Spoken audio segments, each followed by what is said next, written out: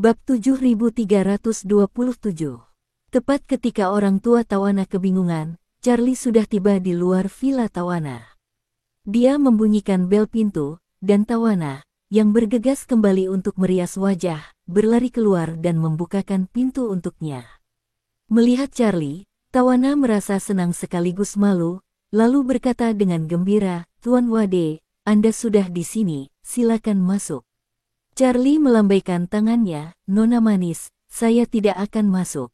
Izinkan saya mengatakan beberapa patah kata di sini." Tawana sedikit kecewa, katakan di sini." "Ya." Charlie mengangguk dan tersenyum. "Keluarga saya dan saya akan meninggalkan pulau hari ini, jadi saya datang untuk menyapa Anda.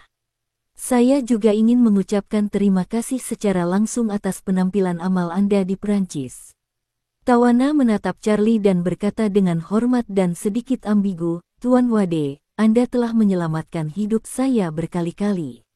Apapun yang Anda minta saya lakukan, bahkan jika itu berarti melewati api dan air, bahkan jika itu mahal, saya tidak akan pernah ragu, jadi jangan ucapkan terima kasih kepada saya." Charlie tersenyum dan berkata, "Aku memang merasa sedikit bersalah karena menambahkan beberapa konser lagi untukmu tanpa alasan, dan itu adalah pertunjukan amal tanpa pemasukan." "Kau bercanda," kata Tawana malu-malu. "Sejak kau menyelamatkan hidupku di Tokyo, uang tak berarti lagi bagiku. Kalau kau butuh aku bersedia memberimu semua tiket gratis untuk semua konserku nanti." Charlie tersenyum dan berkata, "Nona manis, Anda tidak perlu terlalu sopan. Alasan saya mengundang Anda ke Prancis untuk mengadakan beberapa pertunjukan amal kali ini semata-mata untuk memberi muka pada Bernard Erno." Charlie berkata lagi, "Tapi jangan khawatir, meskipun Anda tidak menerima sepeser pun, dia pasti tidak akan berani memperlakukan Anda dengan buruk. Selain itu, Anda bisa bekerja sama lebih banyak lagi di masa mendatang. Grupnya memiliki begitu banyak merek mewah. Anda bisa bekerja sama lebih banyak lagi di masa mendatang. Jangan berpikir untuk menurunkan harga demi menyelamatkan mukanya, dan jangan berpikir untuk menurunkan harga demi menyelamatkan muka saya. Dia sama sekali tidak kekurangan uang." Tawana mengerti maksud Charlie, mengangguk kecil, dan berkata, "Saya mengerti, Tuan Wade." Setelah itu, dia menatap Charlie dan memberanikan diri untuk bertanya, "Tuan Wade, apakah Anda benar-benar tidak akan masuk dan duduk sebentar? Tidak ada orang lain di sini, saya tinggal sendiri." Sebenarnya, Tawana tidak ingin mengambil kesempatan untuk terjadi sesuatu dengan Charlie. Ia hanya merasa jika mereka berdua berdiri di sini dan berbicara, Charlie pasti akan pergi setelah beberapa patah kata. Jika ia mengundangnya untuk duduk di rumah sebentar, setidaknya mereka berdua akan memiliki kesempatan untuk berbicara lebih banyak. Namun, Charlie tidak ingin berduaan dengan Tawana. Wanita Amerika ini terlalu bebas dan terlalu berat baginya. Jadi, dia tersenyum dan berkata, "Saya tidak akan masuk. Saya mau check out dan pergi ke Mel. Saya hanya datang untuk menyapa." Tawana mengangguk sedikit kecewa dan mendesah, "Setelah Tuan Wade kembali, aku tidak tahu kapan kita bisa bertemu lagi." Charlie tersenyum dan berkata, "Kamu dan Changying Otomobil pasti akan bekerja sama di masa depan. Akan ada banyak kesempatan untuk bertemu. Ketika mobil pertama Changying Otomobil keluar dari jalur produksi, aku akan mengundangmu untuk menjadi juru bicara." Tawana mengangguk berat dan berkata, "Kalau begitu, setuju." "Oke, setuju." Charlie setuju dan bertanya pada Tawana, "Ngomong-ngomong, kapan kamu berencana berangkat?" "Besok," kata Tawana. "Saya sudah mengatur agar penanggung jawab tim pertunjukan pergi ke Paris. Saya akan kembali ke Amerika Serikat untuk beristirahat beberapa hari. Setelah tanggal pertunjukan di Paris dikonfirmasi, saya akan mulai mempersiapkan diri secara aktif."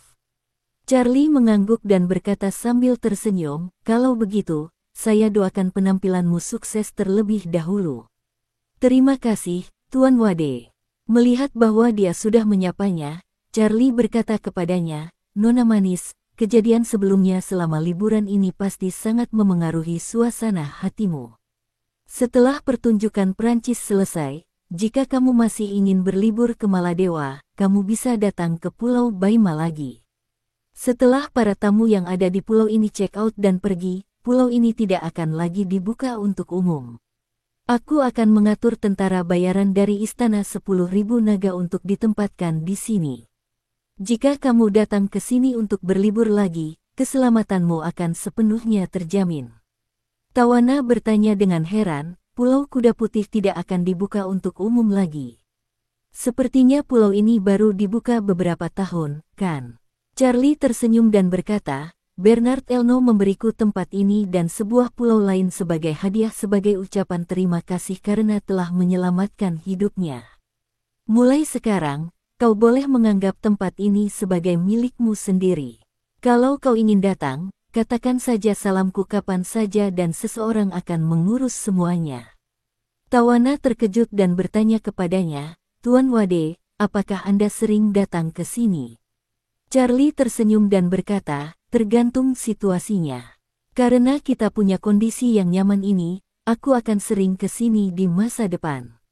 Yang Charlie pikirkan saat ini adalah ia dan Claire hanya pernah bepergian bersama sekali selama bertahun-tahun ini, tetapi ini adalah awal yang baik. Jika ada pertama kali, pasti ada kedua kalinya. Di masa depan, ia bisa sering datang ke Maladewa bersamanya. Tempat ini pada dasarnya terisolasi dari dunia dan memang tempat yang bagus untuk bersantai. Melihat hari sudah mulai larut, Charlie menarik kembali pikirannya dan berkata kepada Tawana, baiklah, Nona manis, saya harus kembali. Sampai jumpa lagi. Tawana mengangguk berulang kali, sampai jumpa lagi, Tuan Wade. Charlie melambaikan tangannya dan berbalik untuk pergi. Tawana memperhatikan kepergiannya, lalu kembali ke kamar dengan linglung. Dia baru saja duduk di sofa di ruang tamu ketika orang tuanya masuk. Ibu Tawana bertanya dengan khawatir, putriku, siapakah pria itu tadi? Tawana terkejut melihat kedatangan kedua orang tuanya secara tiba-tiba dan berseru, Bu, Bapak, bagaimana kalian berdua bisa masuk? Ibu Tawana berkata tanpa daya, kamu tidak mengunci pintunya sendiri. Apa yang kamu pikirkan? Saking linglungnya, kamu sampai lupa mengunci pintu. Bukan apa-apa, bukan apa-apa, Tawana sangat malu dan tergagap, aku hanya memikirkan pertunjukan nanti, dan mungkin aku sedikit teralihkan. Ibu Tawana bertanya kepadanya, Nak, kamu belum memberitahu kami siapa pria itu. Tawana bergumam dalam hatinya, siapakah pria itu? Dialah cinta dalam hidupku. Tapi bagaimana mungkin dia bisa berkata begitu? Maka dia menjelaskan kepada orang tuanya, dia Tuan Wade, anggota staf partai A yang pernah bekerja sama denganku saat aku mengadakan konser di China. Ibu Tawana menyadari putrinya mengelak dan bingung saat menjawab pertanyaan tentang pria itu, jadi ia segera bertanya, apakah kamu sudah membuat janji dengannya untuk datang ke sini bersama? Tidak, itu hanya kebetulan, Tawana menjelaskan dengan cepat. Aku tidak menyangka dia ada di pulau ini. Ayah Tawana datang dan bertanya, sayang, ceritakan pada kami, apa hubunganmu dengan pria Asia itu? Apakah dia alasanmu putus dengan Trevor? Tawana mengerutkan bibirnya dan berkata, hubunganku dengannya adalah urusan pribadiku, jadi jangan tanya aku. Soal apakah aku putus dengan Trevor karena dia, itu tidak penting. Yang penting aku tidak lagi punya perasaan seperti itu pada Trevor.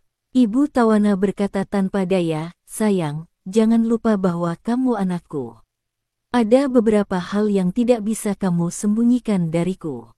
Katakan yang sebenarnya, apakah kamu punya perasaan terhadap pria Asia itu? Atau, apakah kalian berdua sudah membuat kemajuan yang nyata? Tawana segera menjelaskan, Bu, jangan asal tebak. Tuan Wade dan saya tidak bersalah, dan Tuan Wade sudah menikah. Beliau datang ke Pulau Kuda Putih kali ini bersama istrinya. Pria itu datang bersama istrinya. Ibu Tawana menghela napas lega dan segera memperingatkannya, kalau kau akan memutuskan hubunganmu dengan Trevor di depan umum, maka selama 6 bulan ke depan, jangan terlibat skandal dengan siapapun, atau itu akan memengaruhi reputasimu. Tawana berkata dengan acuh tak acuh, aku tahu, kamu tidak perlu khawatir tentangku. Ketika Charlie dan keluarganya mengakhiri perjalanan singkat mereka ke Pulau Baima dan terbang kembali ke Aurus Hill, Bernard Elno telah mendarat di New York. Perserikatan Bangsa-Bangsa sangat mementingkan kedatangannya, dan Wakil Sekretaris Jenderal serta Kepala Kantor Kontraterorisme secara pribadi pergi ke bandara untuk menyambutnya. Sama seperti perlakuan yang diterimanya sekembalinya ke Prancis, wartawan dari semua lapisan masyarakat berbondong-bondong ke tempat kejadian untuk meliput titik-titik panas. Begitu Bernard Arnault turun dari pesawat, ia dikerumuni wartawan yang mengajukan berbagai pertanyaan kepadanya. Pertanyaan yang paling umum adalah berapa banyak uang yang akan ia sumbangkan ke kantor kontraterorisme Perserikatan Bangsa-Bangsa kali ini. Bernard Arnault berkata terus terang, hadirin sekalian, waktunya terbatas, jadi saya tidak akan menjawab semua pertanyaan Anda di sini. Saya akan menjelaskan secara singkat beberapa kekhawatiran Anda. Pertama, saya di sini untuk menyumbangkan $200 juta kepada kantor kontraterorisme Perserikatan Bangsa-Bangsa untuk memajukan upaya kontraterorisme PBB di seluruh dunia. Semua wartawan di tempat kejadian terkejut. Saat ini, banyak orang kaya menyumbangkan uang, dan bahkan lebih banyak lagi yang mendirikan yayasan amal, tetapi sedikit orang yang menyumbangkan sejumlah besar uang tunai secara langsung ke organisasi berwenang seperti Perserikatan Bangsa-Bangsa. Alasannya tidak lebih dari beberapa aturan tak tertulis dalam industri. Banyak donasi orang kaya tidak benar-benar disumbangkan. Sebaliknya, mereka mengambil uang dari kantong mereka sendiri dan memasukkannya ke kantong lain yang sepenuhnya berada di bawah kendali mereka. Mereka umumnya suka menyumbangkan uang ke yayasan mereka sendiri. Uang ini mungkin tidak benar-benar digunakan untuk amal di yayasan tersebut. Seringkali, itu hanyalah amanah yang mereka tinggalkan untuk diri mereka sendiri dan keturunan mereka. Menyiapkan dana atas nama amal tidak hanya dapat memperoleh reputasi yang baik, tetapi yang lebih penting, juga menyediakan saluran penghindaran pajak yang sangat baik untuk dana Anda. Oleh karena itu, mereka sangat bersedia menyumbangkan uang ke yayasan mereka sendiri, seringkali ratusan juta, miliaran atau bahkan puluhan miliar dolar AS. Namun, berdonasi ke organisasi seperti Perserikatan Bangsa-Bangsa itu berbeda. Ini bukan sekadar transfer dari satu tangan ke tangan yang lain, melainkan donasi langsung berupa uang sungguhan. Jadi, ketika para wartawan ini mendengar Bernard Arnault akan menyumbangkan $200 juta AS kepada Perserikatan Bangsa-Bangsa, semua orang terkejut. Setelah $200 juta AS ini disumbangkan, dana tersebut pasti tidak akan ditarik kembali. Tampaknya Bernard Arnault benar-benar ingin memperjuangkan gerakan anti-terorisme global. Pada saat itu, Bernard Arnault tiba-tiba teringat sesuatu dan segera melambaikan tangannya. Sambil tersenyum dan berkata, tidak, saya perlu mengoreksi Anda, $200 juta AS itu digunakan untuk mendukung upaya antiterorisme Perserikatan Bangsa-Bangsa di seluruh dunia, kecuali Amerika Serikat. Bab 7328. Begitu Bernard Arnault selesai berbicara, ekspresi para wartawan di sekitarnya menjadi terkejut dan rumit. Beberapa wartawan dari media non-Amerika, ketika mereka mendengar bahwa Bernard Arnault menyumbangkan uang tetapi mengecualikan Amerika, memiliki mentalitas untuk menonton acara tersebut. Ketika wartawan media lokal Amerika mendengar ini, ekspresi mereka langsung menjadi sedikit jelek, dan mereka merasa bahwa negara mereka diperlakukan berbeda. Faktanya, bagi Amerika Serikat, $200 juta AS jauh dari cukup untuk menutupi biaya perjalanan untuk operasi antiterorisme nominal mereka, apalagi upaya antiterorisme, jadi mereka tidak membutuhkan sumbangan Bernard Arnault sama sekali. Namun, bagi jurnalis Amerika, kami bisa hidup tanpa uang, tetapi Anda tidak bisa mendiskriminasi kami. Seorang reporter Amerika langsung bertanya dengan nada kesal, Tuan Arnault, saya ingin tahu mengapa Anda memilih Amerika Serikat untuk penggunaan donasi ini. Saya percaya bahwa Amerika Serikat selalu menjadi model global untuk kontraterorisme dan pemimpin dalam operasi kontraterorisme. Tidak ada yang lebih memahami kontraterorisme daripada Amerika Serikat. Bukankah tidak pantas bagi Anda untuk memperlakukan kami secara berbeda dalam hal ini? Bernard Elno menatap wartawan itu dengan heran dan bercanda. Nada dan cara bicaramu mengingatkanku pada seorang teman lama, tapi aku tidak akan menyebut namanya di sini. Para wartawan di sekitar yang mengerti apa yang dikatakan tertawa terbahak-bahak. Bernard Elno tersenyum dan melanjutkan, saya masih harus menjawab pertanyaan Anda secara langsung. Mengapa Amerika Serikat harus dikecualikan dari 200 juta dolar? Itu karena hingga saat ini, Blackwater dan pemerintah AS belum memberikan jawaban yang memuaskan atas serangan teroris di Pulau Whitehorse. Bernard Elno berkata, mereka hanya asal mencari kambing hitam dan ingin menyelesaikan masalah ini. Saya pribadi tidak menerima ini, dan saya yakin Nona Tawana Sweet juga tidak dapat menerimanya. Dan semua orang yang memiliki rasa keadilan di dunia ini tentu tidak dapat menerimanya. Pada titik ini, Bernard Elno mendengus dingin, wajahnya yang penuh kebenaran hampir meluap dari layar. Ia mengangkat tangan dan berkata dengan lantang, jika Amerika Serikat tidak dapat memberi saya jawaban yang memuaskan tentang masalah ini, saya punya alasan untuk curiga bahwa Amerika Serikat sengaja melindungi Blackwater. Jika keadilan tidak ditegakkan di Amerika Serikat, maka saya bersedia menarik semua merek saya dari pasar Amerika tanpa batas waktu. Mengecualikan Amerika Serikat dari 200 juta dolar AS dalam bentuk sumbangan anti-terorisme adalah sikap saya terhadap pemerintah Amerika.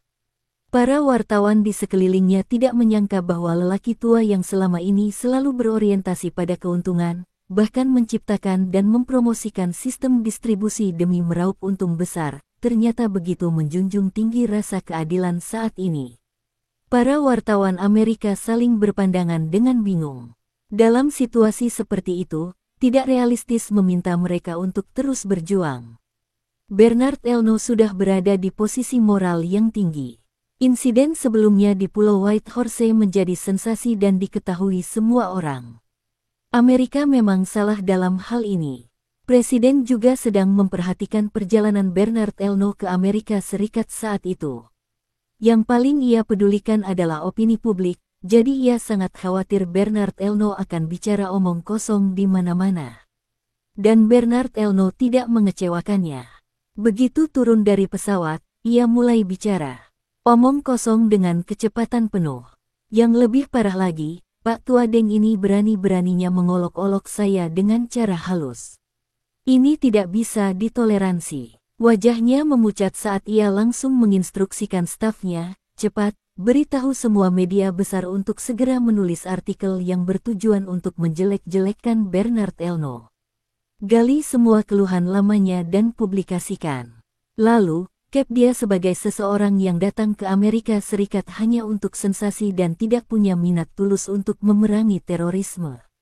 Staf itu segera berkata, Panglima tertinggi, orang ini sangat tidak bermoral, tidak sesuai dengan kodrat seorang pengusaha. Saya selalu merasa ada yang mencurigakan. Lagi pula, dia memiliki posisi yang lebih unggul dalam masalah ini dan sudah berada di posisi moral yang tinggi. Staf Presiden serius berkata, jika kita gegabah melancarkan perang opini publik terhadapnya, kita mungkin akan merugikan diri sendiri. Menurut saya, kita salah dalam masalah ini, jadi kita harus berusaha untuk tidak menonjolkan diri. Jika semua cara gagal, kita dapat menjatuhkan hukuman yang sesuai kepada Blackwater untuk meredakan kemarahan publik. Presiden berkata dengan marah, saya tidak ingin berdebat dengannya, tapi orang ini benar-benar keterlaluan. Dia menyumbangkan 200 juta dolar AS untuk mempromosikan dirinya, dan saya bisa menerimanya. Selama uang adalah uang, saya tentu akan menyambutnya dengan tangan terbuka. Tapi kenapa dia mengecualikan Amerika? Bukankah ini tuduhan yang terang-terangan dan tamparan yang disengaja di wajah saya? Ia terdiam sejenak, lalu menambahkan, saya tidak bermaksud melindungi Blackwater. Hanya saja, sifat Blackwater terlalu unik. Hampir semua anggotanya adalah pendukung kita. Kita punya begitu banyak pekerjaan kotor di seluruh dunia yang membutuhkan mereka, dan hanya mereka yang bisa melakukannya. Jika kita tidak membantu Blackwater sekarang, setelah reputasi mereka benar-benar tercoreng, kita tidak akan bisa lagi meminta mereka melakukan pekerjaan kotor kita, dan publik akan sangat memusuhi mereka. Jadi, apapun yang terjadi, kita harus membantu Blackwater sekarang. Pada titik ini, dia menggertakkan giginya dengan kesal dan berkata, jika Bernard Arnault tidak terus bersikeras pada hal ini, pengaruh masalah ini pasti sudah menurun sekarang. Kepala ajudannya pun tampak tak berdaya dan berkata, saya sungguh tidak menyangka Bernard Arnault berani menentang kita secara terbuka. Panglima tertinggi berkata dengan tegas, jadi, jangan ragu. Lakukan saja apa yang kukatakan. Mari kita lawan dia langsung melalui opini publik. Bukankah dia berada di posisi moral yang tinggi? Kita tidak bisa naik, tapi kita bisa menjatuhkannya. Begitu dia berada di posisi moral yang sama dengan kita, itu akan menjadi pertarungan sengit, tanpa ada yang benar atau salah. Setelah itu, ia dengan serius mendidik stafnya, kalian harus ingat bahwa terkadang, kita tidak harus menghasilkan uang untuk menang. Dalam dunia bisnis, tidak masalah jika saya tidak menghasilkan uang sendiri. Selama saya bisa membuat pesaing saya merugi, saya tetap menang. Melihat ekspresi penuh pertimbangan di wajah mereka, Panglima tertinggi berkata dengan tenang, pikirkan dari sudut pandang lain, tuan-tuan. Kalau kalian sudah kotor dan tak bisa dibersihkan, kenapa tidak kalian kotori saja orang lain?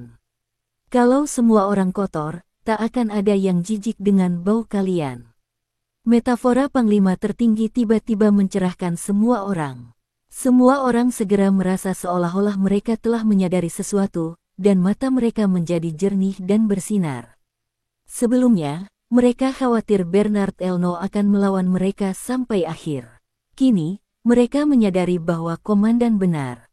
Setelah semuanya begini, apa yang perlu ditakutkan? Insiden Pulau Kuda Putih telah membuat mereka terpuruk, dan jika mereka tidak bisa memperbaiki diri, sekalian saja mereka menyerah dan mendiskreditkan Bernard Arnault. Begitu ia terdiskreditkan, publik tentu akan berbalik melawannya. Maka, ajudan paling senior yang berwajah bulat itu berkata tanpa ragu, Presiden, saya akan menghubungi media sekarang juga dan mencari tahu semua informasi buruk tentang Bernard Arnault.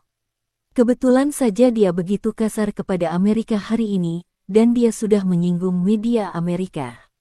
Mereka punya alasan yang sah untuk mengkonfrontasinya. Mari kita manfaatkan kesempatan ini untuk mendiskreditkannya.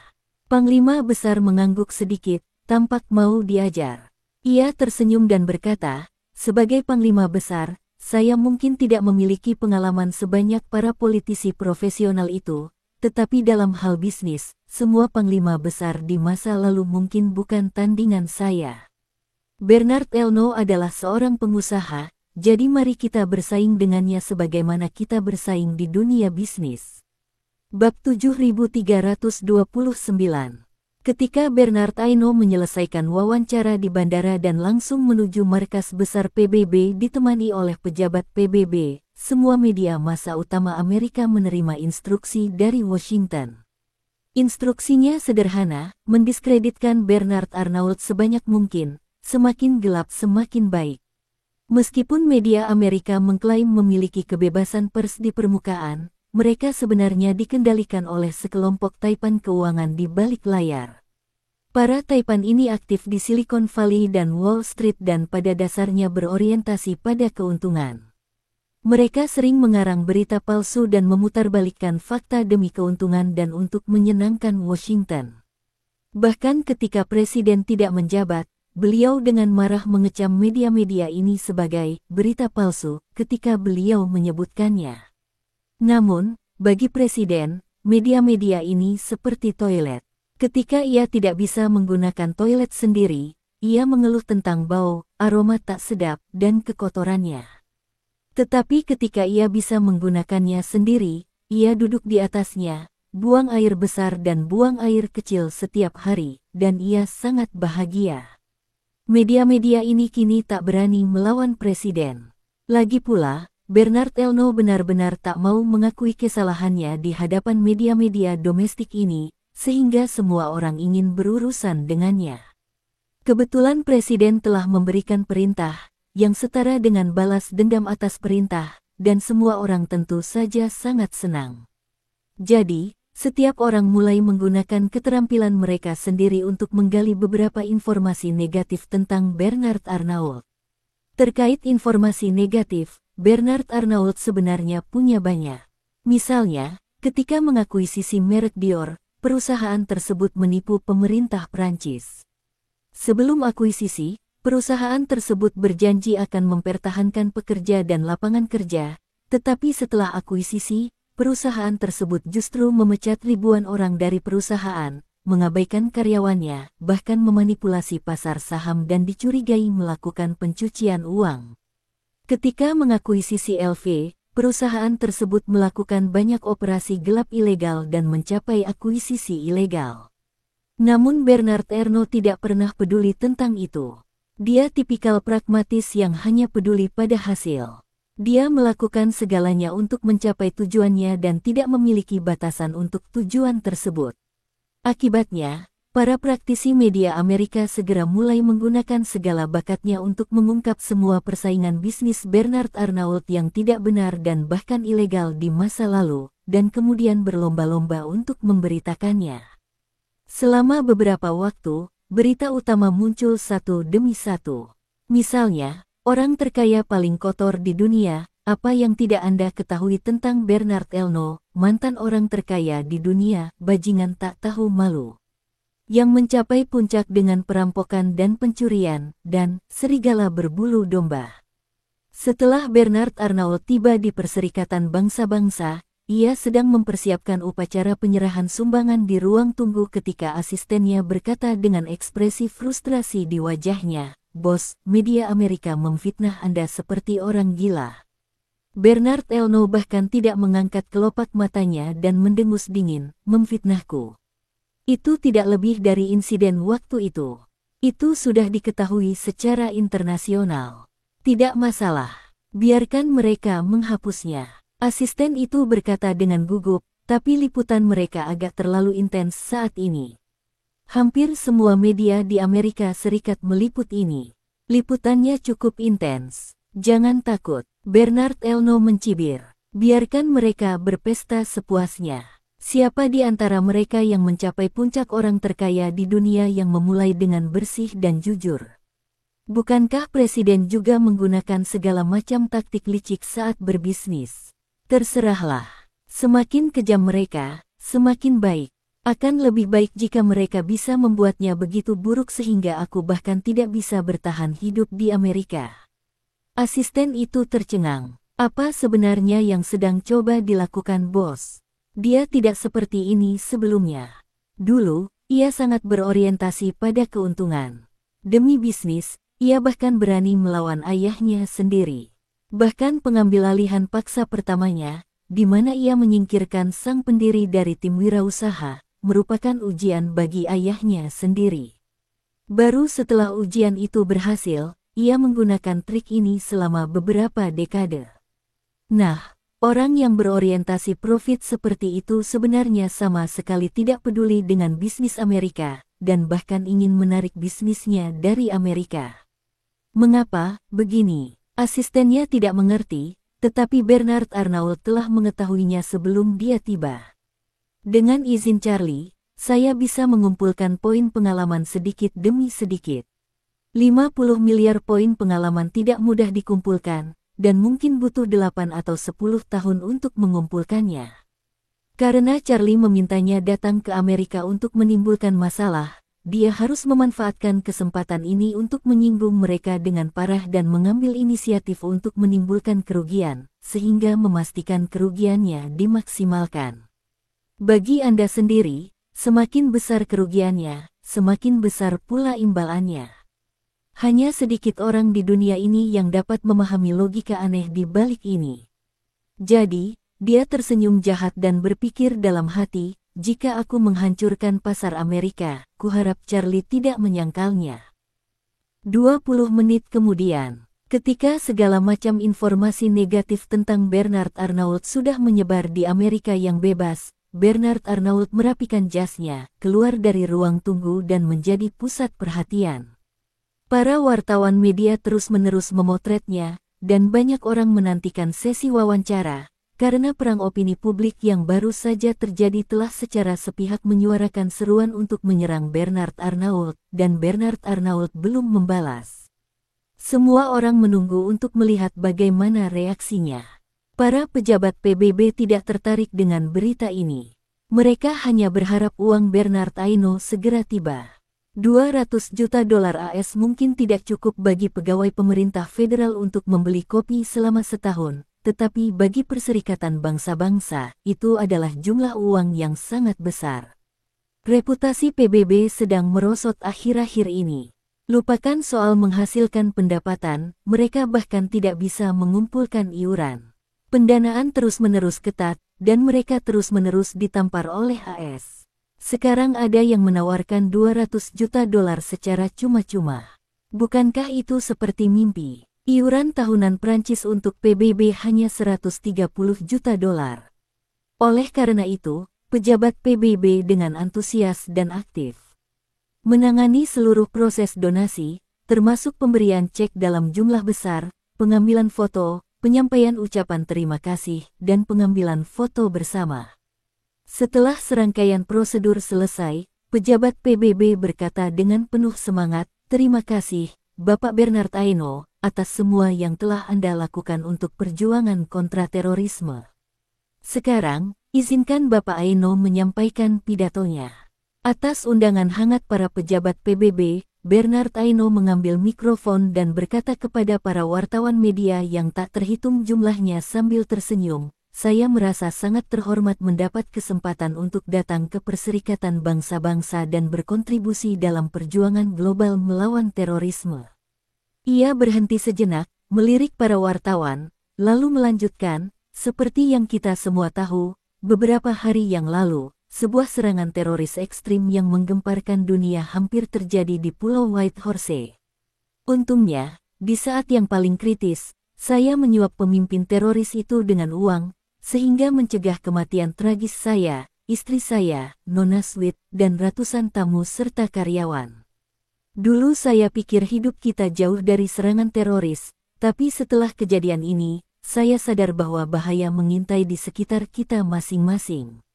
Dunia ini bukan hanya tentang serangan teroris di daerah tertentu. Bahkan di beberapa tempat terpencil sekalipun, masih ada orang-orang yang menyimpan niat jahat dan mengintai untuk mencelakai orang lain. Jadi, saya datang ke sini hari ini, tampil di depan publik dengan cara yang bergengsi, berharap melalui donasi ini, saya secara pribadi dapat melangkah ke garis depan dalam perang melawan terorisme.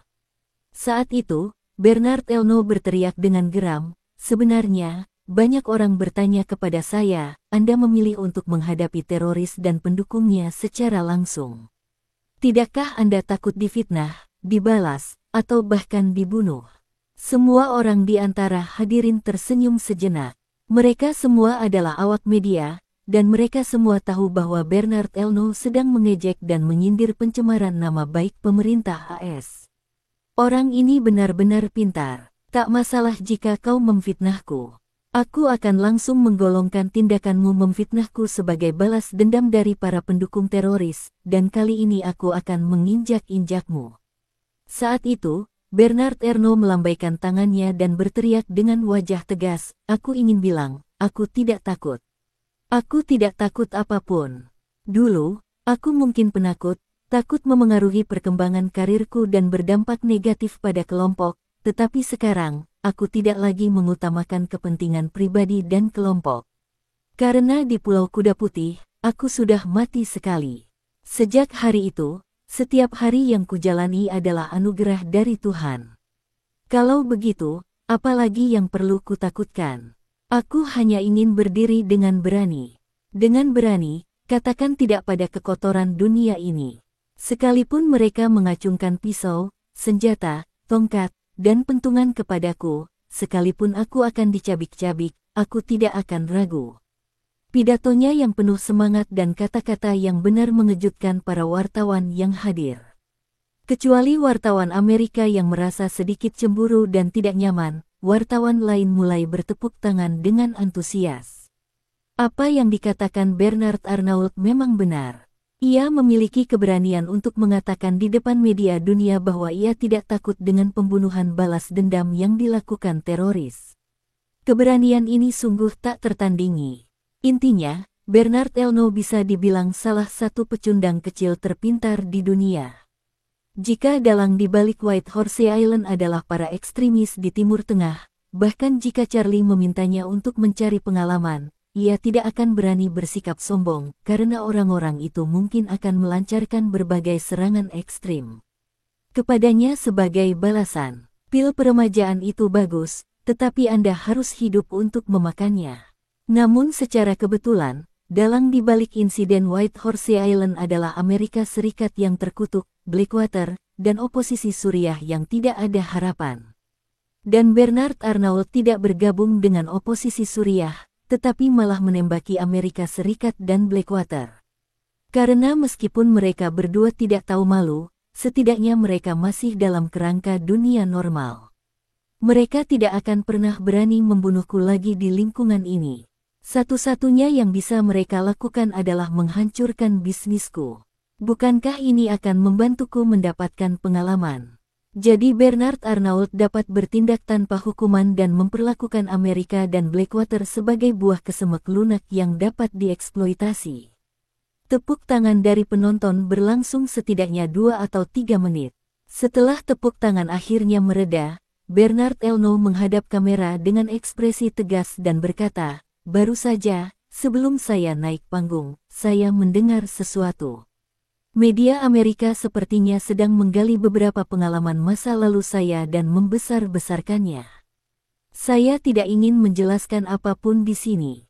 Lagi pula, para pebisnis cenderung memiliki metode operasional yang tidak konvensional, dan tidak ada yang kebal terhadapnya." Setelah itu, ia mencibir, namun, mengingat kampanye fitnah yang terencana dan disengaja oleh media Amerika saat ini, saya benar-benar kehilangan kepercayaan terhadap lingkungan pasar Amerika. Oleh karena itu, saya nyatakan bahwa semua toko merek grup saya di Amerika Serikat akan resmi berhenti beroperasi setelah tengah malam nanti. Jika pemerintah Amerika dan media Amerika ingin saya memilih antara diam atau keluar, maka saya memilih untuk keluar. Bab 7330. Siapapun yang bermata jeli tahu bahwa alasan media Amerika tiba-tiba mulai mengungkap informasi negatif masa lalu Bernard Arnault adalah karena Bernard Arnault menolak berbicara tentang insiden Pulau White Horse. Meskipun semua orang memahami tipu muslihatnya, ketika informasi negatif Bernard Arnault terungkap, banyak orang menjadi kurang lebih tidak puas dengannya, atau kekaguman mereka padanya tidak lagi sekuat sebelumnya. Faktanya, tindakan Panglima tertinggi itu merupakan konspirasi terbuka. Semua orang tahu akulah yang mengungkap materi negatifnya, tapi ya sudahlah. Selama materi negatifnya terungkap, sikap orang-orang terhadapnya pasti akan berubah. Akan tetapi, tidak seorang pun menduga bahwa Bernard Arnault akan bersikap begitu keras hingga ia tega menutup ribuan toko di seluruh Amerika Serikat dengan puluhan mereknya tanpa kesepakatan apapun. Perlu diketahui bahwa pasar Amerika memiliki penjualan puluhan miliar dolar dan laba bersih miliaran dolar setiap tahunnya. Menolak saja sudah sangat kejam. Presiden yang menyaksikan siaran langsung di kantor juga tercengang. Dia telah mengikuti siaran langsung konferensi pers. Awalnya dia ingin menunggu para wartawan bertanya, melihat para wartawan itu bertanya tentang materi hitam Bernard Arnault, lalu melihat bagaimana Pak Tua Deng akan menanggapinya. Saat itu, dia pasti akan mempermalukan orang ini. Tetapi tidak seorang pun menyangka bahwa sebelum para wartawan sempat mengajukan pertanyaan, orang tua ini mulai bicara besar.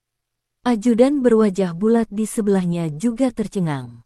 Ia bergumam, "Ini apa orang tua ini gila? Dia benar-benar akan menutup semua toko besok. Ini hanya masalah kecil. Apa dia benar-benar akan melakukan itu?" Panglima tertinggi juga bingung, "Ya, bagaimanapun aku melihatnya, ini bukan kesepakatan bisnis yang baik, rasanya seperti aku kentut dan memukulnya tanpa sengaja, dan dia mengancam akan memotong salah satu kakinya jika aku tidak minta maaf. Ini benar-benar gila.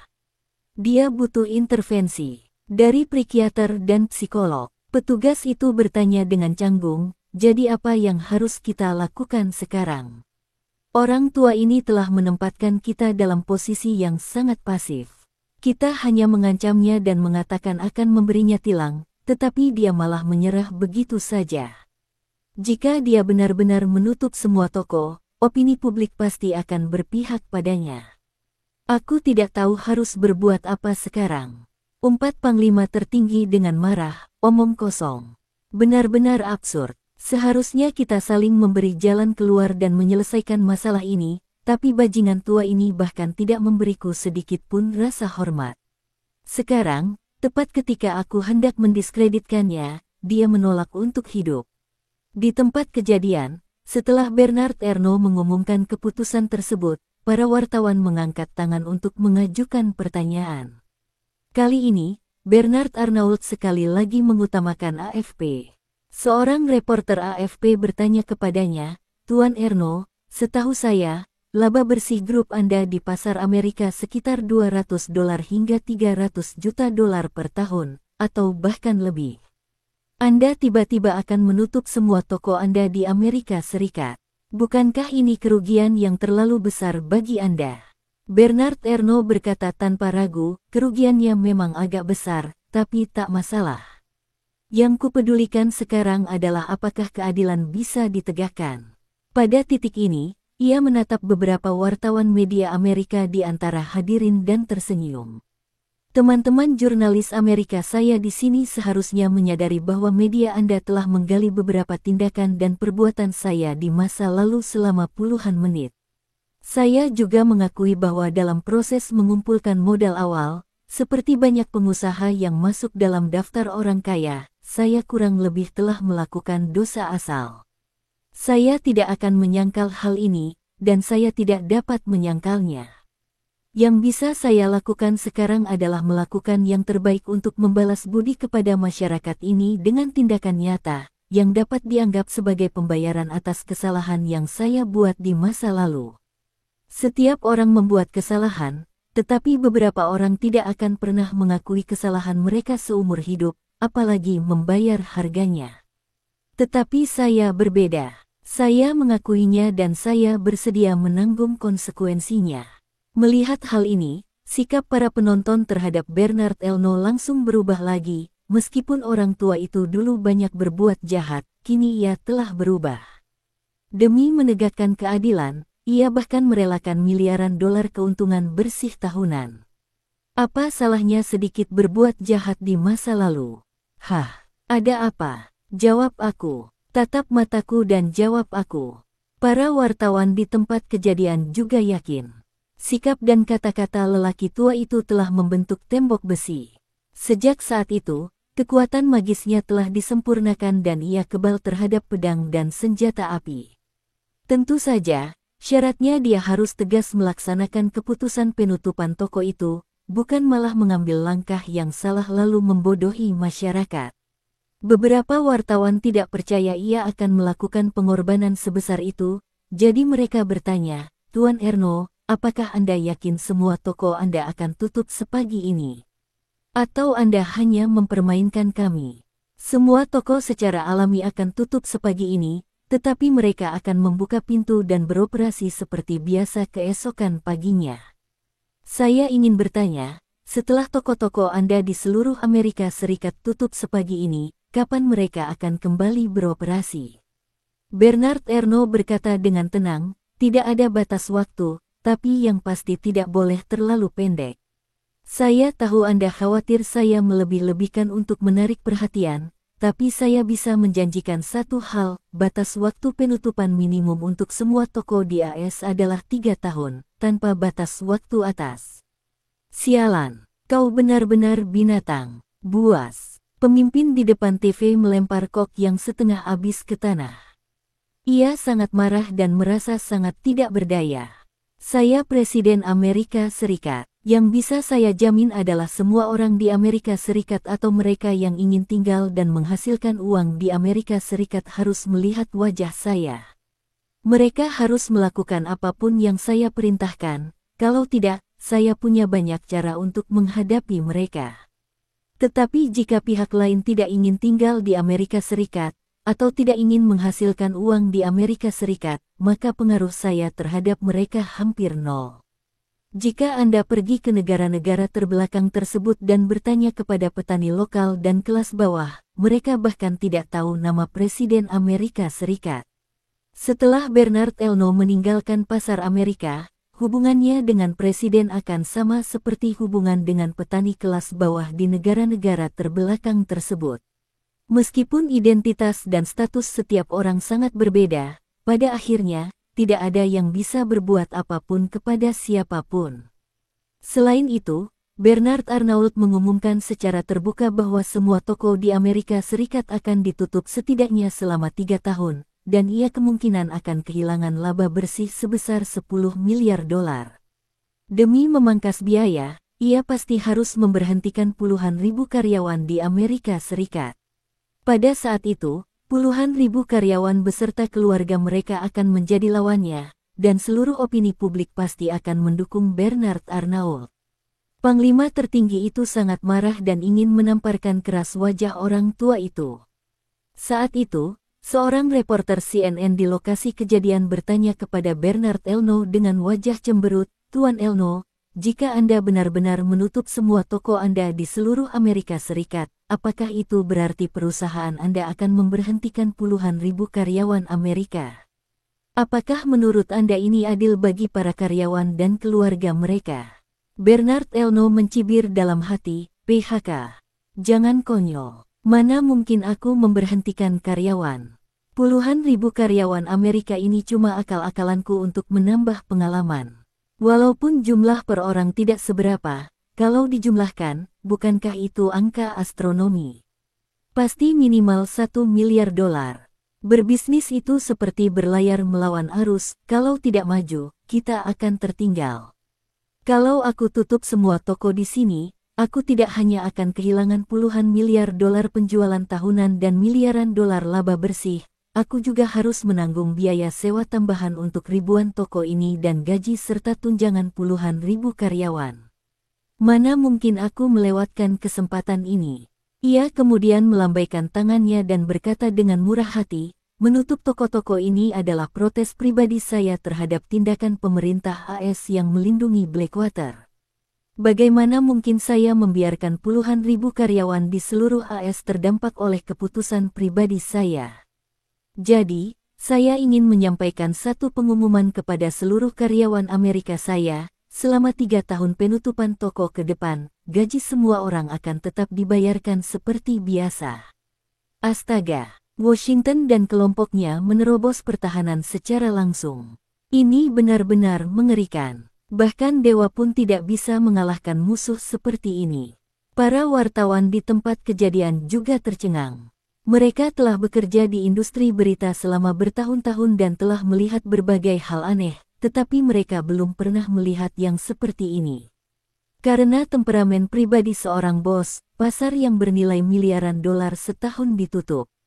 Itu akan baik-baik saja, kuncinya adalah tidak ada karyawan yang akan diberhentikan dan gaji mereka akan terus dibayarkan. Kalau saya tahu ini akan terjadi, saya pasti sudah mengundurkan diri sehari sebelumnya dan mencari pekerjaan di toko di bawah grup ini. Bukankah saya bisa duduk santai dan menerima gaji selama 3 tahun?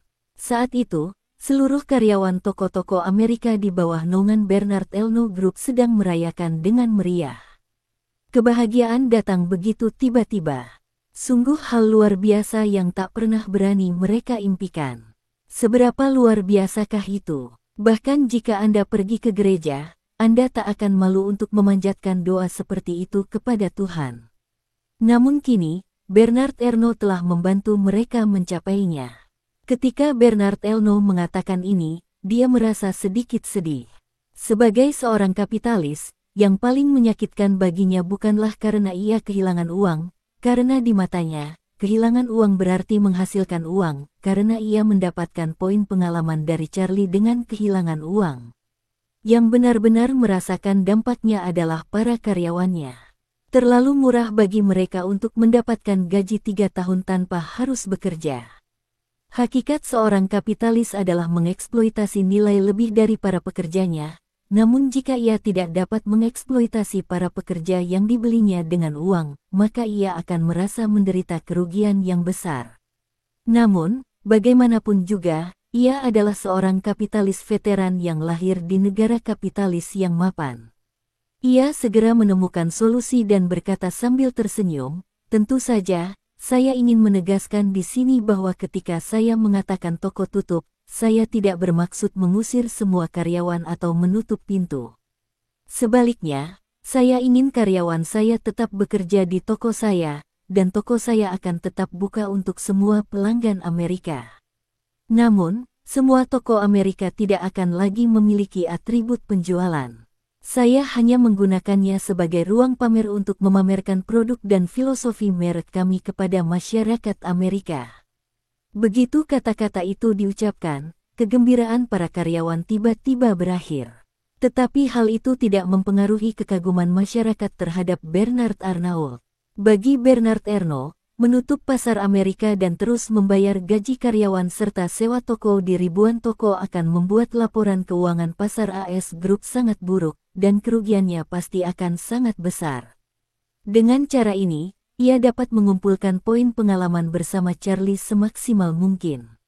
Namun, ribuan toko yang hanya dibuka untuk pajangan dan tidak melakukan penjualan, meskipun tidak dapat memberikan kontribusi terhadap pendapatan, dapat memberikan publisitas yang cukup untuk merek tersebut. Akibatnya, jika orang di seluruh Amerika Serikat ingin membeli barang mewah merek mereka sendiri, mereka hanya dapat memilih untuk membelinya di luar negeri atau membelinya melalui agen pembelian luar negeri atau daring. Nantinya, pendapatan dari pesanan Amerika ini akan dihitung dalam kinerja penjualan grup di negara lain.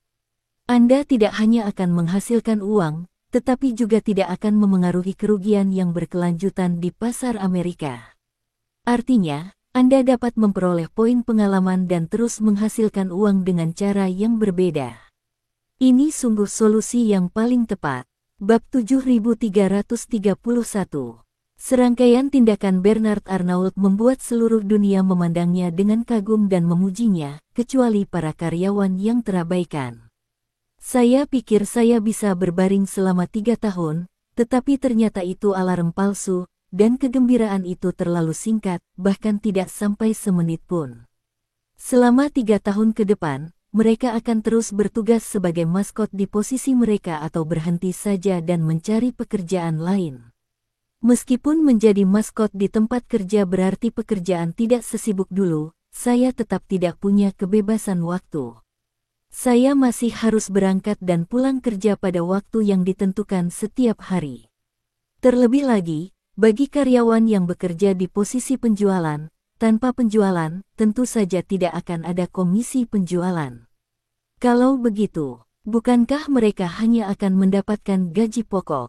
Dalam kasus ini, sebagian besar tenaga penjualan mungkin tidak dapat mengatasinya lagi dan hanya dapat memilih untuk mengundurkan diri. Dengan cara ini, tim Bernard Arnault dapat mengurangi biaya dan meningkatkan efisiensi. Karena mereka memang tidak berencana untuk terlibat dalam penjualan sejak awal, akan lebih sempurna jika staf penjualan mengundurkan diri secara sukarela. Tidak perlu lagi mempertahankan orang-orang yang menganggur ini. Setiap toko hanya perlu mempekerjakan beberapa petugas keamanan dan 1 atau 2 resepsionis. Resepsionis tidak perlu memiliki koneksi pelanggan, pengalaman penjualan, atau keterampilan penjualan. Mereka hanya perlu memperlakukan pelanggan dengan sopan dan hormat, dan itu sudah cukup. Sedangkan untuk para elit penjualan, mereka secara alami akan keluar atas inisiatif mereka sendiri jika mereka kehilangan komisi, dan Anda tidak perlu membayar mereka sepeser pun sebagai kompensasi. Harus dikatakan bahwa rencana Bernard Arnault sangat cerdik, dan pada dasarnya setiap tautan diperhitungkan olehnya. Namun, kecuali staf penjualannya, orang lain tidak dapat melihat titik ini. Mereka hanya berpikir bahwa Bernard Arnault jelas merupakan bos terbaik di dunia. Pria ini sungguh luar biasa. Dia adalah panutan bagi kapitalis kontemporer dan sepenuhnya menumbangkan logika dasar bahwa kapitalis adalah vampir. Untuk sementara waktu, kemanusiaan Bernard Arnault bersinar di seluruh dunia. Panglima tertinggi dan stafnya sekarang seperti ayam jantan yang kalah. Tidak ada jalan lain. Sungguh, tidak ada jalan. Terlebih lagi, pengaruh positif Bernard Arnault kini sungguh luar biasa besar. Amerika tidak hanya tidak bisa berurusan dengannya, tetapi juga harus memberinya jawaban yang memuaskan pada langkah selanjutnya. Jika tidak, dengan perhatian yang telah ia tarik di seluruh dunia saat ini, reputasi pemerintah AS akan sangat rusak jika tidak menghadapi masalah tersebut. Pada saat itu, Panglima tertinggi juga menyadari bahwa situasinya sudah tidak ada harapan. Melindungi dan memelihara Blackwater, sang pengawas, tidak akan semudah itu. Satu-satunya solusi adalah memotong lengannya agar bisa bertahan hidup dan mendorong anjing itu keluar untuk dibantai, yang lebih baik daripada melibatkan dirinya sendiri. Kemudian, Panglima tertinggi berkata dengan lesu, "Baiklah, hentikan perlawanan. Tidak perlu memikirkan tindakan balasan sekarang. Biarkan FBI segera meluncurkan penyelidikan dan mengusut tuntas dalang dan motif utama di balik insiden Pulau Kuda Putih." Ajudan berwajah bulat itu angkat bicara, "Ini sebenarnya negosiasi rahasia antara Blackwater dan oposisi Suriah. Oposisi ingin memanfaatkan Blackwater untuk menyingkirkan Hamid dan merebut basisnya yang tak tertembus." Ajudan Panglima tertinggi berkata lagi, "Blackwater ingin memanfaatkan serangan ini untuk menyalahkan Front Cataclysmic Hall, memanfaatkan kesempatan untuk melabeli Front Cataclysmic Hall sebagai organisasi teroris, dan memanfaatkan kesempatan untuk merebut basis Front Cataclysmic Hall di Suriah. Masing-masing pihak mendapatkan apa yang mereka inginkan, dan sejujurnya, kita tidak perlu melindungi mereka." "Benar." Panglima tertinggi mengangguk, ekspresinya yang serius dan kesal sedikit mereda. Kemudian ia menghela napas dan berkata, "Biarkan FBI menangani ini tanpa memihak. Kita tidak bisa mengendalikan pihak Suriah, tetapi siapapun dari Blackwater yang terlibat dalam perencanaan insiden ini akan ditangkap dan dihukum berat." Pada titik ini, Panglima tertinggi berkata dengan muram, "Tetapi jika ini terjadi, sebagian besar eksekutif senior Blackwater kemungkinan besar tidak akan luput. Reputasi Blackwater akan hancur, dan pada dasarnya mereka harus bubar. Tata letak global kita di masa depan akan kehilangan seekor anjing yang baik. Tanpa anjing militer, angkatan darat kita mungkin akan menghadapi banyak masalah." Staf berwajah bulat itu segera memberi saran, "Panglima tertinggi, saya punya ide yang dapat meminimalkan kerugian." Panglima tertinggi segera berkata, "Cepat katakan padaku."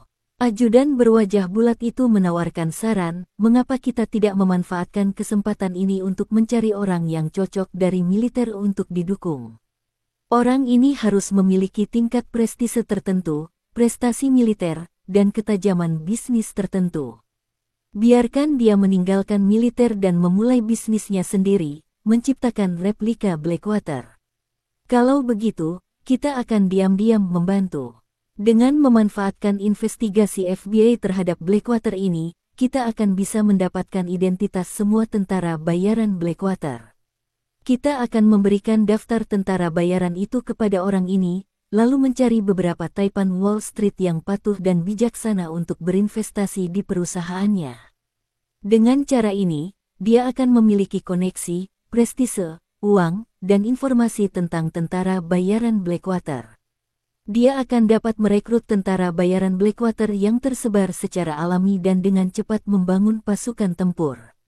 Lagi pula, ini operasi Black Glove kita sendiri, jadi pasti lebih terkendali. Tidak akan seperti Blackwater, di mana kepintaran mereka jadi bumerang.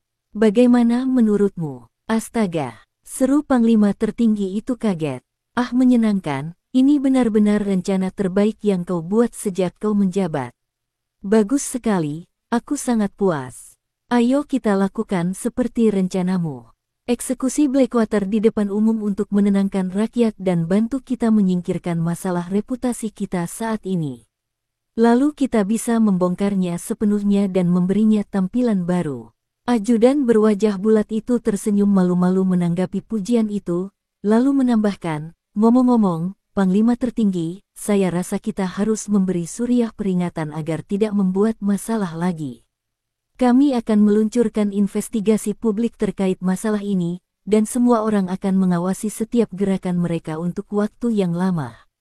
Ya, Panglima tertinggi mengangguk dan berkata, menjalankan tempat kumuh itu tak lebih dari mengambil risiko untuk mengekstraksi minyak secara diam-diam. Itu sendiri bukan bisnis yang menguntungkan. Peringatkan mereka untuk jujur dan jangan membuat kita kesulitan lagi. Setelah Charlie dan keluarganya tiba di Aurus Hill larut malam, mereka kebetulan melihat siaran langsung Bernard Elno. Bahkan dia pun tak kuasa menahan diri untuk tidak mengaguminya. Pria tua ini memang seorang pengusaha. Ini setara dengan menemukan cara untuk memaksimalkan bak dalam aturan yang telah ia tetapkan. Pertama, pendapatan Bernard Arnault di pasar Amerika akan anjlok hingga nol, tetapi semua biaya akan tetap sama. Sambil kehilangan laba, Anda juga kehilangan biaya operasional dan mengumpulkan poin pengalaman di kedua arah. Yang lebih menarik lagi, pria ini telah mengubah ribuan toko di seluruh Amerika Serikat menjadi ruang pamernya sendiri. Ditambah dengan popularitasnya yang meroket, permintaan akan produknya di kalangan masyarakat Amerika akan semakin kuat. Jika permintaan yang kuat tersebut tidak dapat dikonversi secara lokal, maka secara alami akan dikonversi ke wilayah lain. Amerika Serikat begitu dekat dengan Kanada sehingga dapat dibayangkan bahwa konsumsi barang mewah Kanada kemungkinan akan melonjak di masa mendatang. Sebagian besar permintaan konsumen Amerika akan diambil alih oleh pasar Kanada. Dengan demikian, kerugiannya dapat dikompensasi secara terselubung. Sambil mengumpulkan poin pengalamannya sendiri, dia juga bisa mendapatkan uang kembali dari pasar lain. Harus saya akui, orang ini punya caranya. Namun, jika Anda benar-benar ingin berurusan dengannya, itu tidak sulit.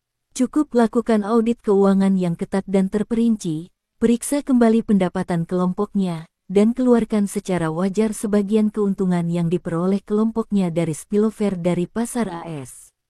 Dengan cara ini, kerugian aktualnya mungkin dapat diabaikan, atau bahkan mendekati nol.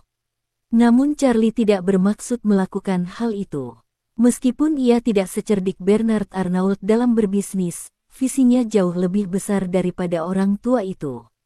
Andalah yang membuat aturan mainnya. Karena pemain Anda telah menemukan celah kecil dalam aturan, Anda harus mengakuinya dan tidak boleh menyesalinya. Setidaknya, Anda tidak boleh langsung menyesalinya. Mengubah pesanan setiap hari jelas merupakan hal yang tabu bagi para manajer.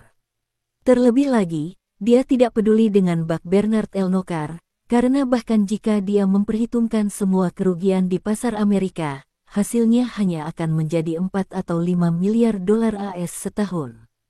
Diperlukan setidaknya 10 tahun untuk mengumpulkan poin pengalaman yang cukup dari 4 atau 5 miliar dolar AS untuk mencapai 50 miliar dolar AS. Dan biaya yang harus dibayarkannya tidak lebih dari sekedar pil permajaan.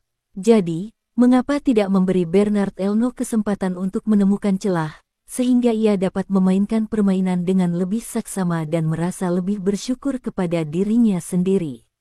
Lagi pula, mengapa saya harus menetapkan aturan main untuknya? Bukankah itu hanya untuk membuatnya memeras otak dan membuat keributan besar di Amerika? Sekarang tampaknya orang ini sangat termotivasi. Masalah ini telah mencapai titik ini, yang cukup untuk membuat Amerika menderita. Dan dilihat dari situasi saat ini, Blackwater kemungkinan besar akan tamat. Lagi pula, jika Amerika tidak membunuh mereka untuk meredakan kemarahan publik, Amerika tidak akan pernah mampu melewati rintangan ini. Maka, ia segera mengeluarkan ponselnya dan mengirim pesan WeChat kepada Joseph Wan, memintanya untuk segera memantau setiap pergerakan Blackwater di Suriah. Blackwater kemungkinan besar akan tamat, dan harus sepenuhnya menarik diri dari Suriah sebelum tamat. Namun, Mengingat gaya Amerika dalam melakukan sesuatu, mereka pasti akan menemukan pengganti Blackwater. Setelah Blackwater mundur dari Suriah, mereka harus memperhatikan apakah ada tentara bayaran Amerika baru yang kembali ke Suriah. Charlie juga mengingatkannya bahwa meskipun tentara Front Cataclysmic tidak bertanggung jawab langsung atas insiden Pulau Kuda Putih, hal itu juga mencerminkan kurangnya kerja intelijen tentara Front Cataclysmic. Karena telah berinvestasi dan membangun pangkalan permanen di Suriah, tentara Front Cataclysmic harus sepenuhnya mengendalikan setiap gerakan Suriah. Kerja intelijen tidak akan pernah berakhir, dan harus dilakukan secara menyeluruh untuk secara fundamental mencegah insiden seperti itu terulang kembali. Joseph Wan juga memperhatikan siaran langsung Bernard Elno saat itu. Ia juga menyadari bahwa dengan tindakan yang dilakukan orang ini di Amerika Serikat, Blackwater pada dasarnya telah dinyatakan mati. Ia awalnya sedikit bersemangat, karena begitu Blackwater jatuh, Front Cataclysmic Hall akan menjadi organisasi tentara bayaran terbesar di dunia. Namun, setelah mendengar pengingat Charlie, ia menyadari bahwa meskipun air hitam telah hilang, masih akan ada air putih, air merah, air biru, dan air hijau. Ia tidak boleh terlalu optimis, apalagi terlalu percaya diri. Terlebih lagi, ia memang bertanggung jawab atas pekerjaan intelijennya yang kurang memadai karena ia pernah dikomplotkan oleh kelompok orang ini sebelumnya. Ia langsung menjawab, "Tenang saja, Tuan Wade. Saya akan benar-benar waspada dan mencermati setiap pergerakan di Suriah dan seluruh Timur Tengah. Untuk membangun perusahaan intelijen yang solid. Jika hal seperti ini terjadi lagi, saya bersedia menghadapi pengadilan militer atas dasar kelalaian tugas." Meskipun tentara Front Cataclysmic adalah organisasi tentara bayaran, ia selalu berada di bawah manajemen yang sangat militeristik. Struktur intinya adalah pasukan dengan disiplin organisasi yang sangat kuat. Ia tidak hanya memiliki norma dan peraturannya sendiri, tetapi juga memiliki seperangkat hukum militer dan bahkan pengadilan militernya sendiri. Sikap Joseph Wan telah menghalangi jalan keluarnya sendiri. Meskipun tanggung jawabnya tidak besar, Charlie cukup puas bahwa ia mampu mengemban tanggung jawab ini. Namun, ia tidak memberi Joseph Wan jalan keluar. Ia hanya memperingatkannya, "Berhati-hatilah dalam segala hal yang kau lakukan. Ingatlah bahwa kesombongan akan membawa kegagalan." Singkatnya, itu adalah peringatan baginya dan juga pengakuan diam-diam atas perintah militer yang telah dikeluarkannya. Bab 7332. Menggunakan kebaikan dan kekerasan adalah cara Charlie dalam mempekerjakan orang. Joseph Wan tidak melakukan kesalahan subjektif secara langsung dalam masalah ini, tetapi sebagai pemimpin sebenarnya dari tentara Front Cataclysmic, adalah kelalaiannya dalam menjalankan tugas sehingga membiarkan tentara Front Cataclysmic terjerumus ke dalam kesulitan seperti itu. Meskipun saya tidak akan memecatnya karena hal ini, saya harus memperingatkannya dan membuatnya memiliki rasa krisis yang kuat. Jika tidak, jika hal seperti ini terjadi lagi, tentara Front Cataclysmic akan jatuh ke dalam jurang yang tidak ada jalan keluarnya. Sama seperti Blackwater, satu kesalahan dapat menyebabkan kerugian total. Pada saat ini, manajemen puncak Blackwater telah merasakan krisis tersebut. Semua orang bisa melihat Bernard Elno telah menggunakan jurus pamungkasnya kali ini. Seiring perkembangannya hingga saat ini, ia menjadi tak terkalahkan. Hanya masalah waktu sebelum ia tak terhentikan dan memenangkan permainan.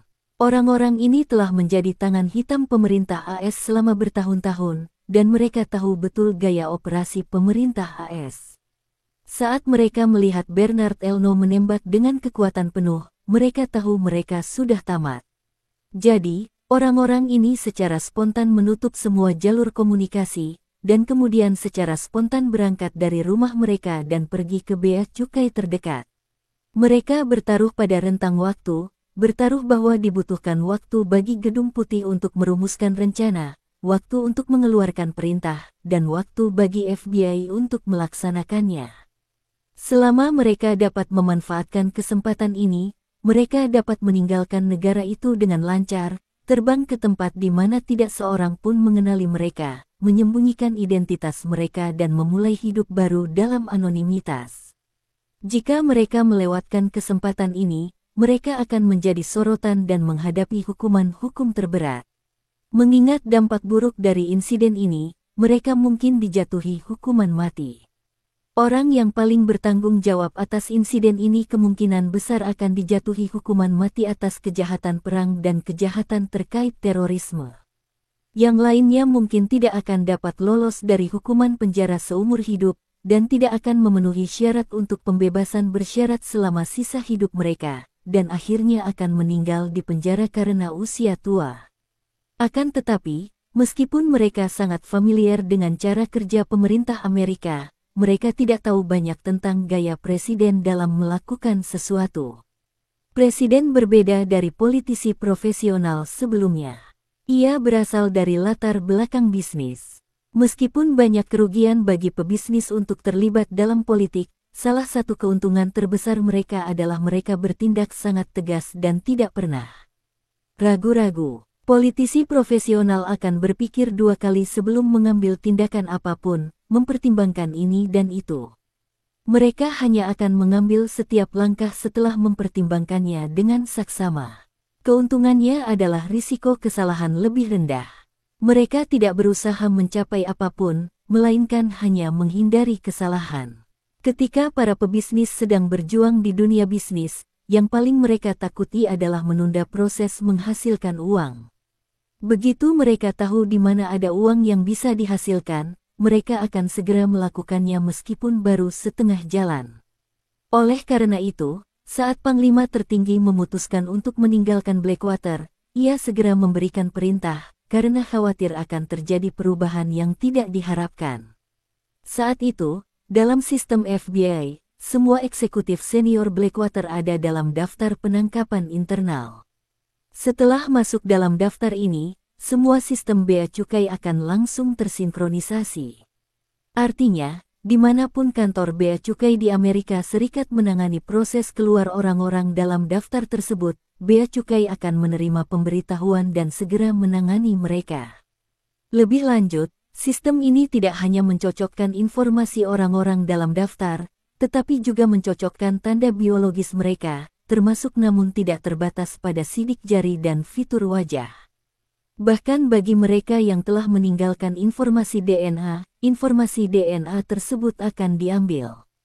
Karena setiap orang harus menjalani fotografi pengenalan wajah saat meninggalkan negara tersebut, dan AI digunakan untuk mengidentifikasi penyamaran, bahkan jika orang yang menjadi target berubah menjadi identitas yang sama sekali berbeda dan melewati bea cukai, informasinya akan dicocokkan karena pengenalan wajah, yang akan memicu alarm. Dalam situasi ini, tidak ada cara untuk meninggalkan Amerika Serikat kecuali dengan menyelinap melintasi perbatasan. Semua eksekutif Blackwater berpikir masih ada peluang. Jadi, mereka masing-masing mengambil informasi paspor identitas lainnya, bergegas ke bandara internasional terdekat, dan memesan penerbangan paling awal dari Amerika Serikat. Selama mereka bisa keluar, bahkan jika itu hanya ke Meksiko, mereka dapat segera mengubah identitas mereka dan melarikan diri ke negara berikutnya.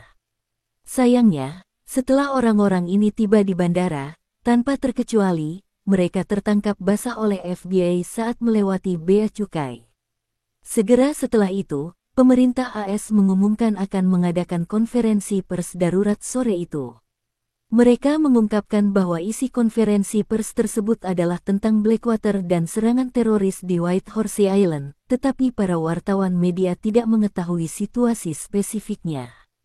Bernard Arnault sudah tahu bahwa ia menang dengan menyedihkan. Pemerintah AS pasti akan menghukum Blackwater dengan keras karena tekanan kuatnya. Dia tidak hanya dapat mengambil pujian dari Charlie, tetapi dia juga dapat memulai bisnis untung poin yang luar biasa di pasar Amerika. Lalu dia segera menelepon Charlie. Saat ini, Charlie sudah kembali ke rumah, dan anggota keluarganya lelah karena perjalanan dan sudah tertidur. Setelah menerima telepon dari Bernard Arnault, dia pergi ke kamar kosong di lantai pertama dan menjawab telepon. Begitu panggilan tersambung, Bernard Elno tak kuasa menahan diri untuk berkata kepada Charlie dengan penuh semangat, "Tuan Wade, pemerintah Amerika membiarkan media-media itu memfitnah saya dengan kejam. Saya baru saja mengumumkan secara terbuka bahwa saya telah sepenuhnya memutuskan hubungan dengan mereka." Charlie berpura-pura tidak tahu dan berkata sambil tersenyum, "Keputusanmu untuk putus dengan mereka adalah keputusanmu sendiri. Aku menghormati keputusanmu dan kamu tidak perlu meminta instruksi atau melapor kepadaku." Persetan. Jantung Bernard Elno berdebar kencang, dan ia dengan gugup berpikir, apakah Charlie akan mengingkari tanggung jawabnya?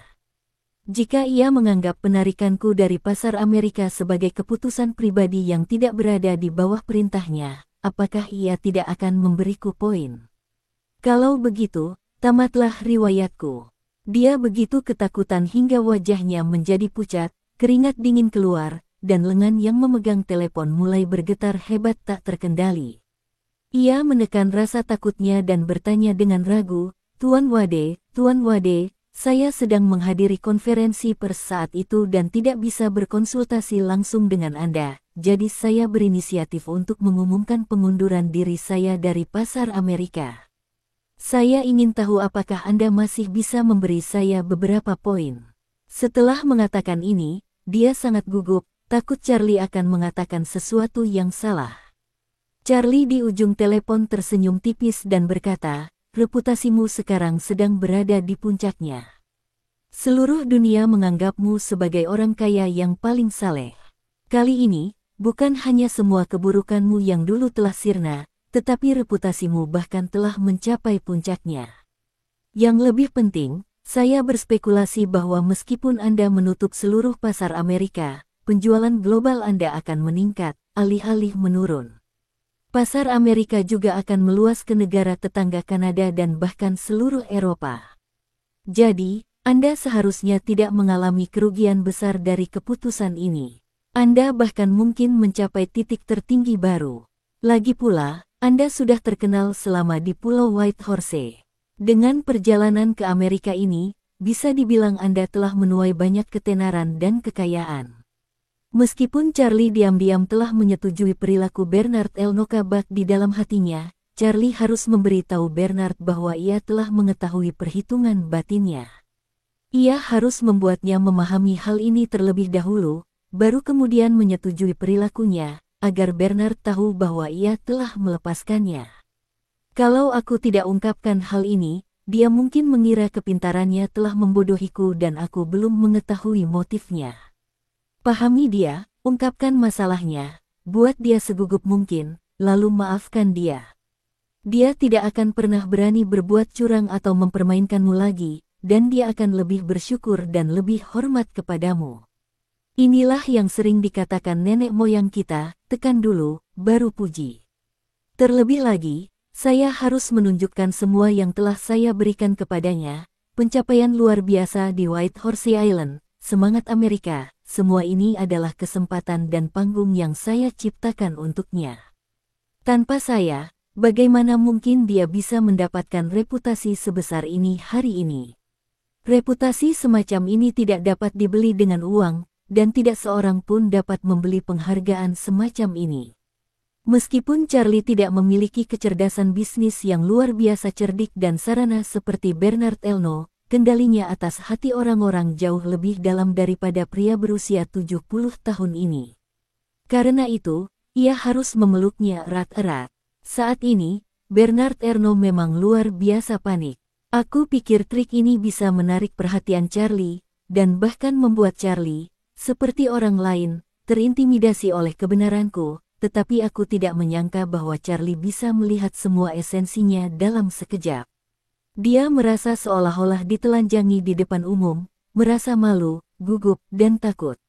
Maka, ia hanya bisa tersenyum getir dan berkata, "Maaf, Tuan Wade, saya tidak bermaksud mempermainkan Anda. Saya hanya sangat marah saat itu, jadi saya membuat keputusan ini. Dan saya sangat berterima kasih kepada Anda. Anda tidak hanya menyelamatkan hidup saya, tetapi Anda juga memberi saya penghargaan besar untuk Whitehorse Island dan membuat saya terkenal di Amerika. Rasa terima kasih saya kepada Anda tak terlukiskan. Pada titik ini, ia gemetar dan berkata, soal keuntungan, kau benar. Dilihat dari reputasi yang kau berikan padaku, bahkan jika aku menutup pasar Amerika, pendapatan keseluruhan grup pasti akan meningkat. Aku tidak punya muka untuk memintamu menghitung poin untukku. Pada saat ini, Bernard Elno telah menyerah untuk mendapatkan poin dari Charlie. Dia juga tahu dalam hatinya bahwa apa yang dikatakan Charlie benar. Charlie sudah memberinya begitu banyak, dan dia masih berani meminta poin saat ini. Siapapun yang dia beritahu, semua orang akan menganggapnya tidak pantas. Namun, jika ia gagal mengumpulkan poin kali ini, ia hanya akan bisa menerima 200 juta dolar AS yang disumbangkan ke kantor kontra terorisme Perserikatan Bangsa-Bangsa. Ia masih kekurangan 49,8 miliar poin pengalaman untuk mendapatkan pil permajaan, yang masih jauh dari harapannya. Tepat ketika ia merasa sedih, Charlie berkata dengan tenang, namun, kau melakukan pekerjaan yang hebat kali ini. Dengan operasi ini, bahkan jika Blackwater hancur total, Front Cataclysmic Hall akan dapat mendatangkan keuntungan dan peluang pengembangan yang lebih besar. Oleh karena itu, aku dapat membuat pengecualian dan menghitung poin untuk kerugianmu di pasar Amerika. Tapi lain kali, jika kau bertindak tanpa izin, aku pasti tidak akan membuat pengecualian untukmu. Bernard Erno begitu terkejut hingga pikirannya kosong. Ia pusing selama beberapa detik sebelum akhirnya tersadar. Dia bertanya dengan gemetar karena kegirangan, Tuan Wade, apakah Anda serius? Charlie berkata dengan tenang, kapan aku pernah mengingkari janjiku? Bernard Erno berkata dengan gembira, tidak pernah. Terima kasih, Tuan Wade. Terima kasih. Setelah mengatakan ini, dia langsung berkata, Tuan Wade, untuk membantu Istana 10.000 Naga semakin memperkuat kekuatannya, saya pribadi ingin menyumbang kepada Istana 10.000 Naga, 2 miliar dolar AS. Bab 7333. Bernard Elno tahu betul bahwa dengan identitas, latar belakang, dan industri serta kekuatan ekonomi Charlie saat ini, ia sebenarnya tidak peduli dengan puluhan atau ratusan miliar dolar. Bahkan jika ada angka 0 yang ditambahkan, itu tidak akan layak untuk diperhatikan.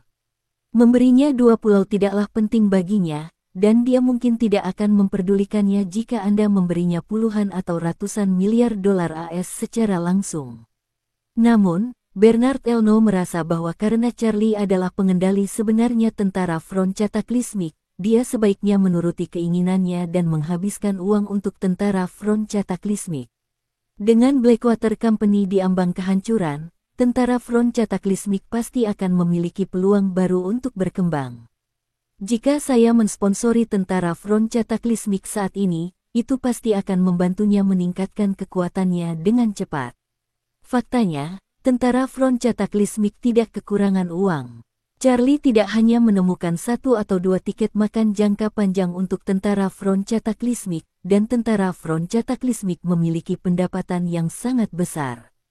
Istana ini telah menginvestasikan banyak uang untuk membangun markasnya sendiri, dan bahkan satelit komunikasi telah dikembangkan secara tertib. Namun, semakin banyak dana untuk infrastruktur, semakin baik. Sama seperti perencanaan kota, jika Anda punya cukup dana, membangun jalan selebar mungkin tidak akan pernah salah. Melihat Bernard Elno bersikap bijaksana dan bersedia memberikan uang, Charlie tersenyum dan berkata, baiklah, karena Anda begitu perhatian, saya akan berterima kasih atas nama tentara Front Cataclysmic. Bernard Elno menghela napas lega dan berkata berulang kali, Tuan Wade, Anda tidak perlu bersikap begitu sopan kepada saya. Anda telah banyak membantu saya, sudah sepantasnya. Saya menunjukkan rasa terima kasih. Saya akan sangat senang jika Anda tidak meremehkan persembahan saya yang sederhana ini. Charlie tersenyum dan bertanya kepadanya, pemerintah Amerika mungkin membencimu setengah mati sekarang, apa rencanamu selanjutnya? Bernard Elno berkata cepat, Tuan Wade, saya memang berencana untuk tinggal di sini beberapa hari lagi. Semua toko harus tutup saat fajar, kan? Besok saya akan mengadakan rapat dengan semua eksekutif AS untuk mengatur pekerjaan lanjutan. Bernard Elno berkata lagi, saya juga akan menghubungi media untuk meningkatkan liputan. Saya perkirakan pemerintah AS akan mengadakan konferensi pers hari ini untuk mengumumkan penyingkiran Blackwater. Jika mereka tulus, saya akan berhenti dan kembali ke Prancis dalam 2 hari. Jika mereka tidak cukup tulus, maka saya akan terus melawan mereka sampai akhir. Charlie tersenyum dan berkata, kamu berani sekali. Ingat juga untuk membuka semua tokomu sampai tengah malam nanti. Bukankah kamu di Manhattan, New York? Akan lebih baik jika kamu bisa menemukan toko terbesar di Manhattan dan datang langsung. Charlie melanjutkan kalimatnya, biarkan media menciptakan kehebohan. Dengan begitu, semua tokomu mungkin akan ramai berbelanja malam ini. Uangnya mungkin tidak banyak untukmu, tetapi jika semua orang membelinya, kamu dan grupmu akan kembali menjadi tren. Mungkin penjualanmu di seluruh dunia akan meningkat pesat. Bernard Elno sedikit tertegun dan berpikir, bagaimana Charlie memikirkan apa yang akan saya lakukan selanjutnya. Namun, ia tetap berpura-pura sangat terkejut dan berkata, oh, Tuan Wade, ini ide yang bagus. Terima kasih banyak atas pengingatnya. Saya pasti akan memanfaatkan kesempatan ini untuk menciptakan beberapa topik. Setelah berkata demikian, dia tak lupa menyanjung Charlie, Tuan Wade, Anda memang ahli bisnis sejati. Charlie berkata dengan tenang, baiklah, berhentilah menyanjungku. Kau sangat pintar, mungkin saja kau tahu lebih banyak daripada yang kukira. Aku mengatakan ini padamu, tapi agak lancang. Setelah itu, ia meregangkan badan dan tersenyum. Kerugian buku di pasar AS selama 3 tahun terakhir akan dihitung sebagai poin pengalaman. Kalian bisa bersenang-senang di Amerika selama 2 hari ke depan. Bernard Elno kembali merasa tenang dan berkata sambil tersenyum, baik, Tuan Wade. Saya akan mengikuti instruksi Anda. Setengah jam kemudian, para wartawan berkumpul di ruang konferensi pers Gedung Putih. Pihak berwenang telah mengumumkan kepada dunia bahwa mereka akan menggunakan konferensi pers ini untuk membuat pernyataan tentang Blackwater dan insiden White Horse Island. Setelah Bernard Arnault menimbulkan keresahan besar di Amerika, perhatian media terhadap masalah ini telah mencapai tingkat yang belum pernah terjadi sebelumnya. Seluruh ruang konferensi pers dipenuhi orang, dan suasananya bahkan lebih ramai daripada Pekan Raya Kuil. Karena besarnya skala acara, juru bicara wanita muda yang biasanya percaya diri ternyata merasa gugup sebelum naik ke panggung. Berdasarkan gaya perilaku dan kualitas psikologisnya sebelumnya, bahkan jika dia diminta naik panggung dan mengatakan kebohongan yang akan dicemooh seluruh dunia, dia akan tetap tenang dan kalem. Dengan kata-katanya sendiri, dia terlahir tangguh dan selalu tangguh. Namun, pendekatan hari ini sangat berbeda dari gaya sebelumnya. Hari ini, dia tidak bisa bersikap tangguh. Sebaliknya, dia mengakui kesalahannya. Atas nama pemerintah AS, kami harus meminta maaf kepada dunia atas insiden Blackwater. Pada saat yang sama, serangkaian hukuman yang dijatuhkan Amerika Serikat terhadap Blackwater juga akan diumumkan. Dia merasa sangat tidak puas ketika dia berpikir tentang bagaimana dia tidak pernah menundukkan kepalanya atau menyerah selama bertahun-tahun sejak debutnya, dan bahwa dia akan melanggar tradisi ini hari ini. Namun, meskipun ia merasa tidak puas, ia tak bisa berbuat apa-apa. Lagi pula, baginya, ia hanyalah seorang juru bicara. Sikap, pilihan kata, dan sudut pandang yang perlu ia sampaikan dalam setiap pidato ditentukan oleh atasannya, dan ia hanya bisa mengikuti aturan. Ketika saatnya tiba, dia menarik napas dalam-dalam beberapa kali dan berjalan ke aula. Saat dia muncul, senter wartawan media terus menyala dan suara klik rana kamera terus-menerus memenuhi seluruh aula. Juru bicara tersebut naik ke podium, menyesuaikan sikapnya, dan memulai, selamat datang semuanya di konferensi pers hari ini.